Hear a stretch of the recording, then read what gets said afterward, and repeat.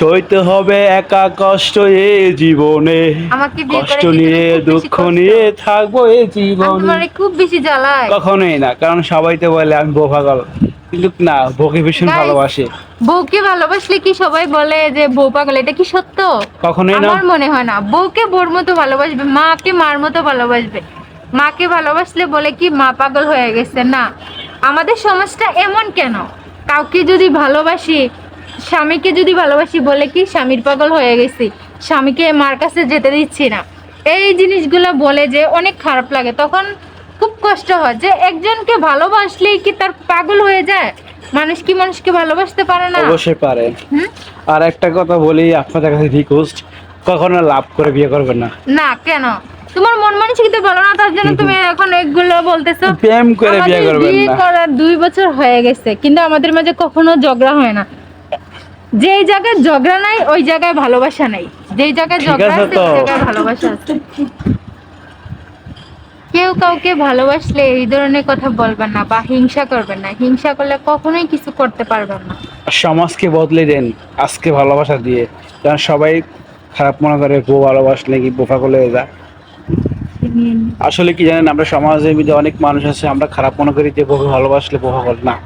আসলে কি ইসলাম বলেছে বউকে ভীষণ ভালোবাসেন আর বউর কাজে হেল্প করেন। কাজ করলে কি বউর গোলাম হয়ে যায় না আপনি বউয়ের কাজে যদি হেল্প করে সবাই হিংসা করে। আর আমরা আপনার আসলে ফ্যামিলির মানুষ। সবাইকে মানে এটাই নিয়ম যে বউর কাজে হেল্প করলে কিন্তু সম্পর্ক গভীর হয়, ভালোবাসা গভীর হয়। যেরকম গভীরতে ভালোবাসা বেড়ে যায় তখন সম্পর্ক সে ভালোবাসা বেড়ে যায়। স্বপ্ন নিয়ে সবাই কি আসলে স্বপ্ন কারো স্বপ্ন হয় না।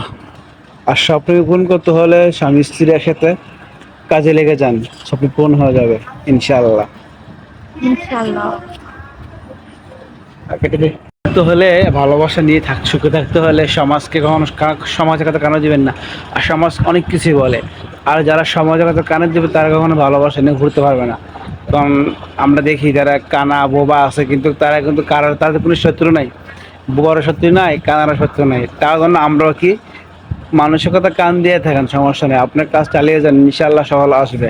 কারণ কারো কথা কান দিলে কোনো কিছু করতে পারবেন না। অনেক কিছু মানুষ অনেক কিছু বলবে, আর যারা এইগুলো নিয়ে কথা বলে তারা কখনো উপরতে পারে না। যে মানুষ মানুষকে নিয়ে সমালোচনা করে সে মানুষ কখনো উপরতে পারে না। যখন সমালোচনা করে তখন বুঝতে পারবেন যে আপনি কিছু করতে পারবেন।